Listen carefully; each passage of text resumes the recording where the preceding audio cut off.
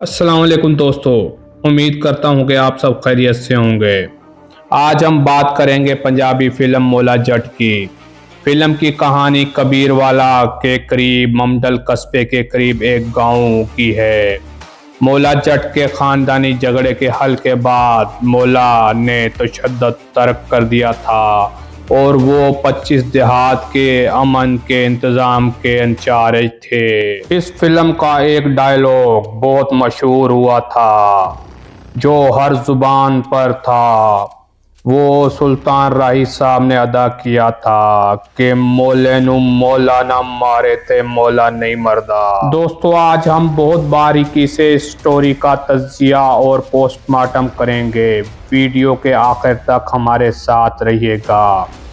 मौला जट 1979 की पाकिस्तानी पंजाबी ज़ुबान की एक्शन म्यूज़िकल फ़िल्म है जिसकी हिदायतकारी यूनिस मलिक ने की थी और सरवर भट्टी ने प्रोड्यूस किया था। ये फिल्म 1975 की बेशी जट का सीक्वल है जिसमें सुल्तान राही ने मौला जट और मुस्तफ़ा कुरैशी ने उनके हरीफ नूरी नत का किरदार अदा किया था। ये फिल्म पंजाब के दही इलाकों की सकाफत की नुमाइंदगी करती है। इस फिल्म ने सुल्तान राही को लॉलीवुड का मरकज़ी हीरो बना दिया था। ये फिल्म अहमद नदीम कासमी की मुख्तसर कहानी गंडासा से मुतासिर थी जिसमें गुजरांवाला के दही इलाकों की सकाफत को बयान किया गया था। मौला जट सुल्तान राही बहुत बड़ी मूंछों और कुल्हाड़ी जैसे ब्लेड जिसे गुंडासा कहा जाता है थामे हुए एक अच्छा आदमी है, लेकिन लोग उससे डरते हैं और उसे पसंद भी करते हैं। अपने दुश्मनों के खिलाफ उससे मदद तलब करते हैं। जब वो जेल में होता है तो उसके दुश्मनों का एक ग्रुप उसके गांव पर हमला करता है। नूरी नत मुस्तफ़ा कुरैशी मौला का दुश्मन है और उसने मौले को कभी नहीं देखा। मौला उसकी एक बार मदद करता है क्योंकि मौले ने भी नूरी को नहीं देखा हुआ था। नूरी मौले से पूछता है कि क्या वो उसे मौला जट के पास ले जाएगा।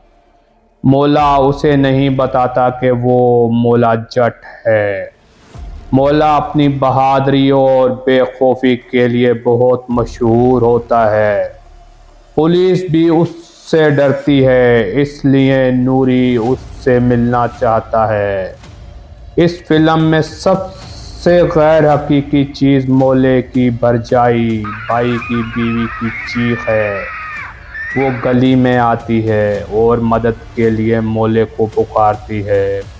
मौला जहाँ भी होता है फरियाद सुनता है और वक्त पर पहुँच जाता है। इस फिल्म में लड़ाई के मनाजिर को बुरी तरह फिल्माया गया है। फिल्म बहुत तेज़ है। आखिर में मौला जट 20 से 30 मसला अफराद के एक गिरोह को अपने गंडासे से मार डालता है, लेकिन इसे चंद मामूली चोटें लगती हैं। है ना ये जादू।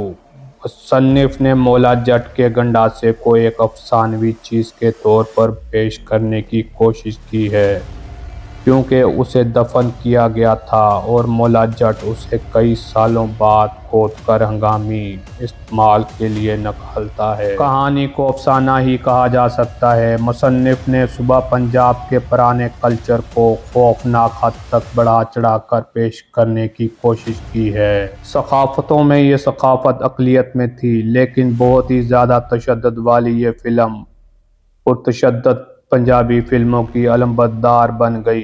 ये फिल्म आज भी पाकिस्तान में तशद्दुद पर मबनी फिल्मों में बेहतरीन समझी जाती है। सुल्तान राही और मुस्तफ़ा कुरैशी दोनों इस फिल्म से बहुत मशहूर हुए।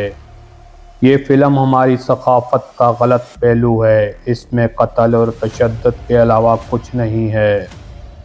मैं जानकर हैरान रह गया कि इस फिल्म ने बॉक्स ऑफिस पर नए रिकॉर्ड बनाए, लेकिन आज अगर हम इस फिल्म को देखें तो ये एक मजाक लगती है। आपकी इस बारे में क्या राय है? आगाह कीजिएगा। शुक्रिया।